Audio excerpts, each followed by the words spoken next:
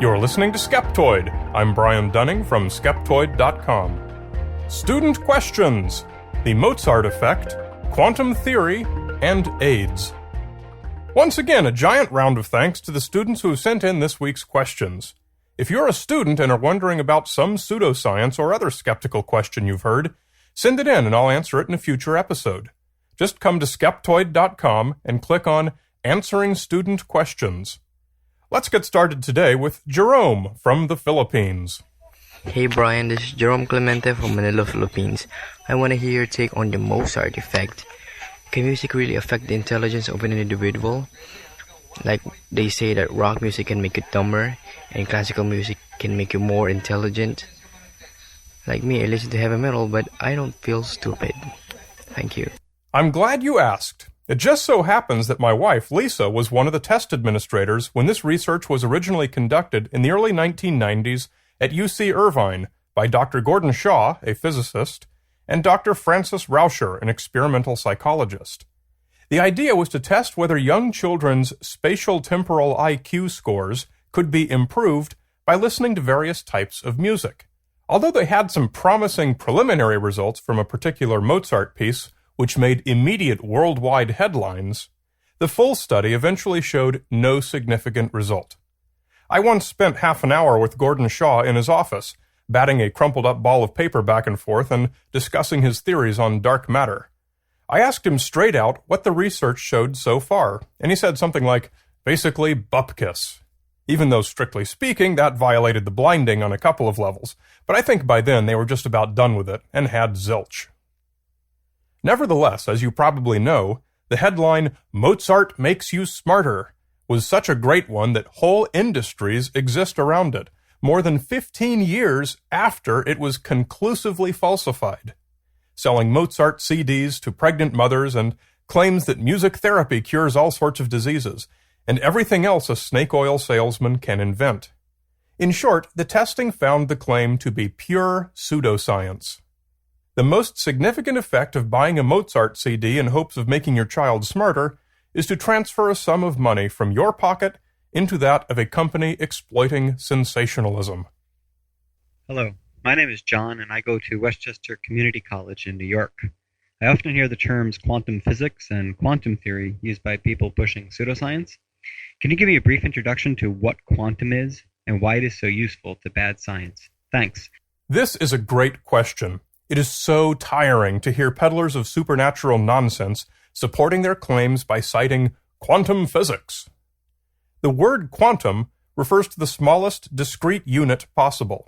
For example, a quantum of light is a photon. You can't have half a photon of light.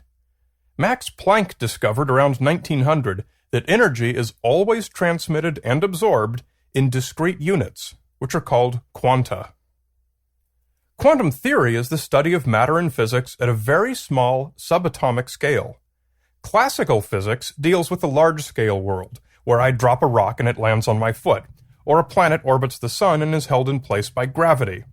In the quantum world, these physics no longer apply, in part because that world is driven by different fundamental forces, and we have weird things like particle-wave duality, and singularities, and spin, and entanglement, for which there are no analogs in classical physics.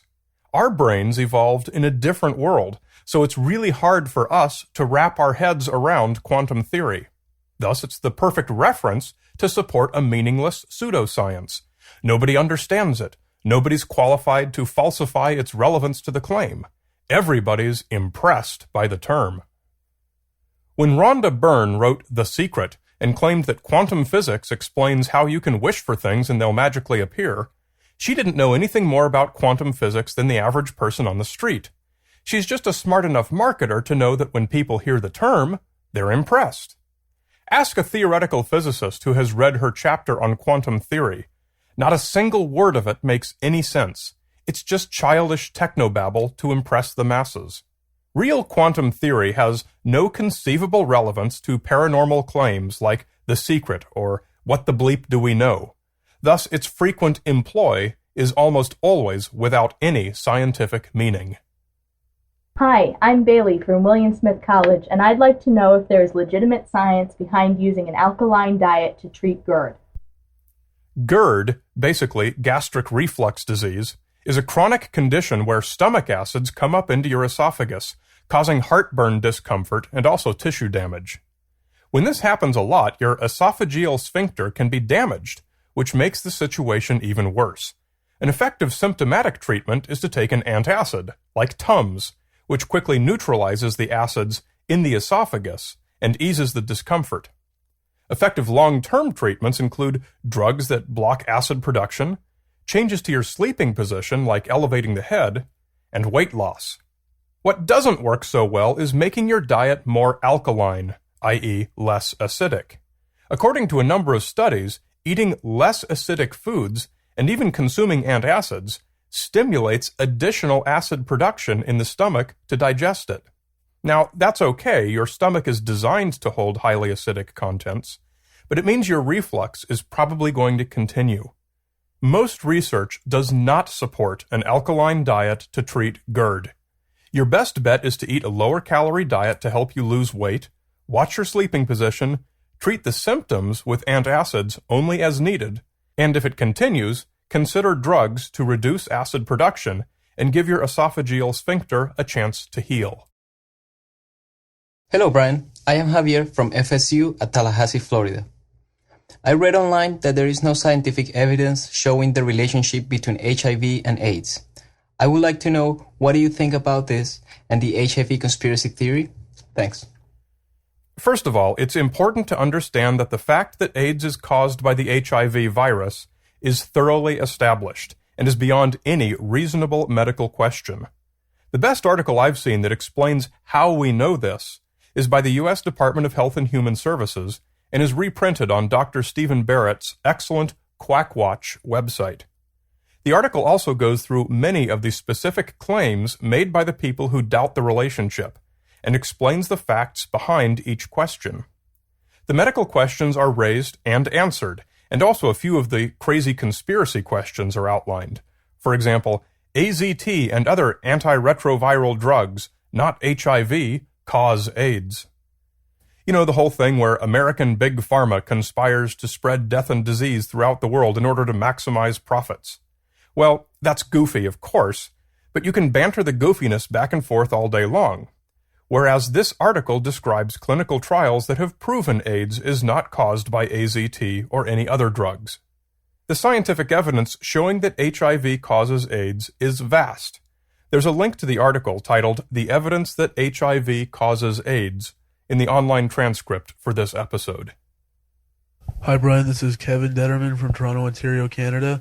And my question is recycling really environmentally or economically friendly? Exceptions abound, but generally the answer is yes. Recycling does often have limited environmental benefits. And no, recycling rarely makes economic sense. Here's an oversimplified example. Let's say you're a manufacturer who buys aluminum.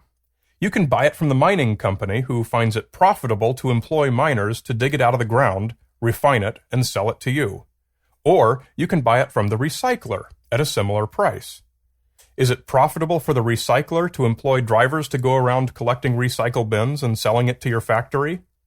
No, which is why they don't pay the owners of those bins the way the mining company pays its miners. The recycling company has to charge the owners of those bins. That's why all of our monthly utility bills cost extra to have a recycling bin collected.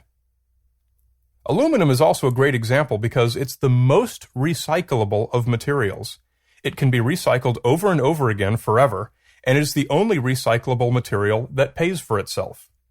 Nevertheless, it takes only 5% as much energy to make an aluminum can from natural ore than it does to make a recycled can. Manufacturing from raw materials enjoys an economy of scale, unmatched by the tedious inefficiency of driving trucks around to everyone's house, hand-sorting every piece of garbage, and driving more trucks around. Paper is among the worst materials to recycle, making neither economic nor environmental sense. Paper manufacturers plant trees, which are a renewable resource, and they suck carbon dioxide out of the air. Paper recyclers drive trucks around hand sort, and drive more trucks, emitting carbon dioxide into the air. But it's not a simple question. What do we do with our trash when we're done with it? Bury it in a landfill or pay the costs of recycling? Neither solution is desirable. The important lesson to learn here is that improvement is needed throughout the process, and all existing solutions have downsides crying out to be addressed. So don't oversimplify it and conclude that recycling is either good or bad.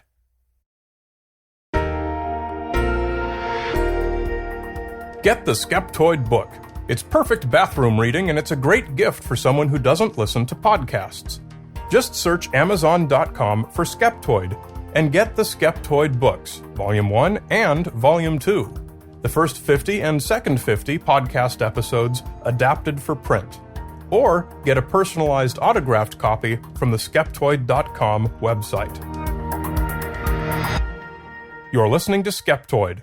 I'm Brian Dunning from Skeptoid.com.